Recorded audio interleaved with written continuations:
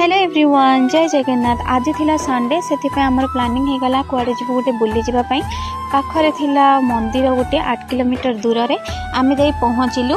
मंदिर जीवा पूर्वर सुंदर बगीचाटे थिला। बगीचा पाखरे बहुत सारा मंदिर थिला। मंदिर भितर आमे बहुत देवादेवी मूर्ति थिला।